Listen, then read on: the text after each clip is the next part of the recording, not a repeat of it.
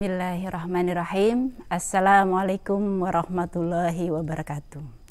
Alhamdulillahi rabbil alamin. Nahmaduhu wa nasta'inu wa nastaghfiruka wa a'udzubika min syururi anfusina wa min sayyiatina a'malina. Min yahdihillahu wa min mudhilahu wa min yudhilhu fala hadiyalahu. Allahumma sholli wa sallim ala sayyidina Muhammadin wa ala alihi wa sahbihi ajma'in, amma ba'du. Anak-anakku, pemirsa sekalian, hari ini kita mulai dengan kegiatan Kopi Ramadan kita. Tema kita untuk hari ini adalah adab. Apa adab itu? Anak-anak mengenal kehidupan kita sehari-hari itu dipenuhi dengan aturan. Nah, adab ini sebenarnya sama dengan kata tata krama. Nah, adab yang kita akan pelajari hari ini, akan kita kupas adalah adab yang kita gunakan dalam kehidupan sehari-hari.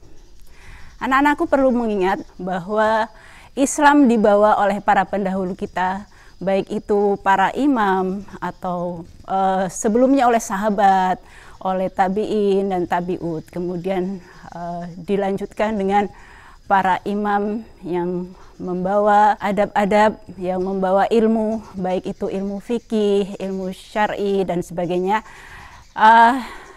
Semuanya mereka sebelum mempelajari itu mereka belajar adab dulu.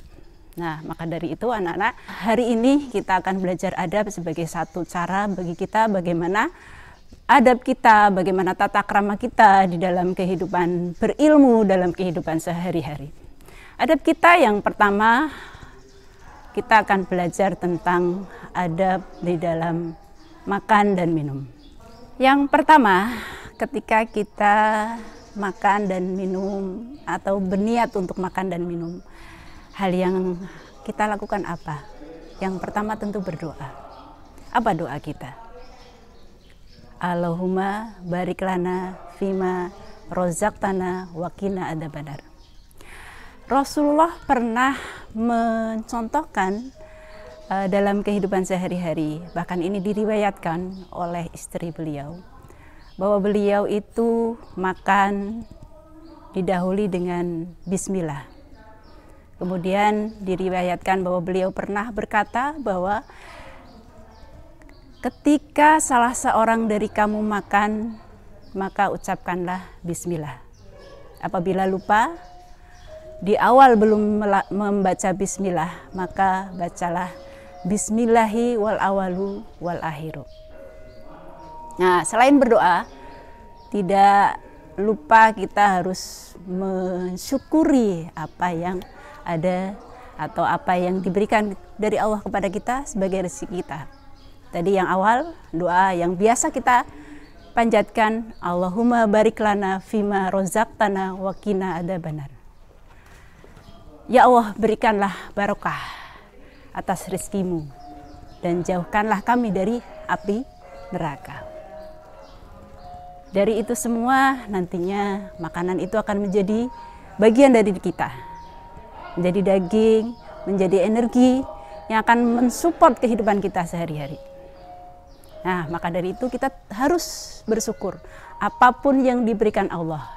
Makanan yang ada diberikan kepada kita, yang disediakan ibu kita, yang disediakan oleh orang lain mungkin, yang mungkin kita berada di luar sana, dan kita mungkin tidak suka, maka kita dianjurkan, bahkan disunahkan untuk tidak mencela makanan yang kita berikan. Adab yang lain lagi, tata krama dari menghormati makanan. Kita makan di satu piring, maka kita makan dari bagian pinggirnya. Kemudian baru ke tengah. Karena apa? Rasulullah pernah mengatakan bahwa keberkahan satu makanan itu ada di tengahnya. Maka hormatilah dengan cara menyongsong berkah itu dari pinggir menuju ke tengah. Dan satu lagi, ketika kita misalkan di dalam suatu jamuan, di meja itu ada banyak makanan. Nah, maka kita ambil yang paling dekat. Jangan terus kepengen yang di sana, kepengen yang di sana, yang jauh, di seberang meja misalkan.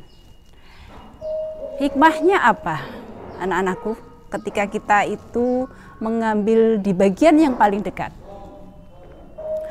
Maka kita itu punya karakter, punya kepribadian, menerima segala sesuatu dari Allah, dari yang diberikan Allah itu apa adanya, tidak terus kepengin yang muluk-muluk. Selanjutnya kita akan belajar kupas tentang adab di dalam tidur. Anak-anakku, kita terbiasa tidur selama 6-8 jam dalam sehari, dan dimulai di malam hari sampai pagi hari. Semoga setelahnya kita akan menjadi sehat dan segar ya. Sebelum kita tidur, apa yang kita lakukan? Nah, kita siapkan diri kita, wudu dulu ya, kemudian bersihkan dulu, kemudian wudu. Setelah itu kita siapkan tempat tidur, kita tepuk-tepuk tempat tidurnya 3 kali, kemudian kita mulai berdoa ya. Apa doanya? Bismika Allahumma ahya wa bismika amut. Atau di hadisnya itu disebutkan bismika amut wa ahya. Kenapa mendulukan amut ya, mendulukan mati dibandingkan hidup ya? Karena sebenarnya kita harus bersyukur pada Allah ketika kita dalam keadaan tidur dimatikan dalam lindungannya, dan ketika kita hidup, ketika dibangunkan dan masih hidup, maka kita tetap dalam lindungannya. Satu lagi, ketika tidur, mulai tidur kita ingat waktu ya, waktunya kita mulai setelah Isya. Allah memerintahkan kepada Rasulullah, atau Rasulullah itu mencontohkan di dalam kehidupan sehari-hari bagaimana beliau itu tidur ya. Beliau tidak pernah tidur sebelum Isya. Jadi beliau sholat Isya dulu, kemudian wudu sebagaimana ketika sholat, mau sholat ya, kemudian baru tidur. Dan ada tambahan doa yang dilakukan oleh Rasulullah itu berdasarkan riwayat dari Aisyah radhiyallahu anhu, di mana beliau adalah istri yang setiap hari menemani Rasulullah. Aisyah berkata bahwa Rasulullah sebelum tidur menangkupkan kedua belah telapak tangannya, kemudian meniupkan dan mengucapkan 3 surat ya.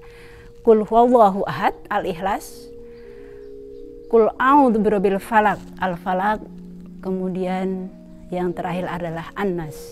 Kemudian ditiupkan di atasnya, kemudian diusapkan dari kepala, wajah sampai ke tubuh bagian depan. Kemudian itu dilaksanakan 3 kali. Setelah itu beliau tidur. Bagaimana tidur beliau? Posisinya. Nah, posisinya tentu posisi yang sehat ya, telentang atau miring ke kanan. Dan sebaik mungkin kaki yang kanan diletakkan di atas kaki yang kiri. Nah, itu adab yang kita laksanakan dalam kehidupan sehari-hari. Semoga apa yang sudah kita bahas tadi bermanfaat dan dapat kita praktekkan dalam kehidupan sehari-hari. Mohon maaf apabila ada kekeliruan. Billahi taufiq wal hidayah. Wassalamualaikum warahmatullahi wabarakatuh.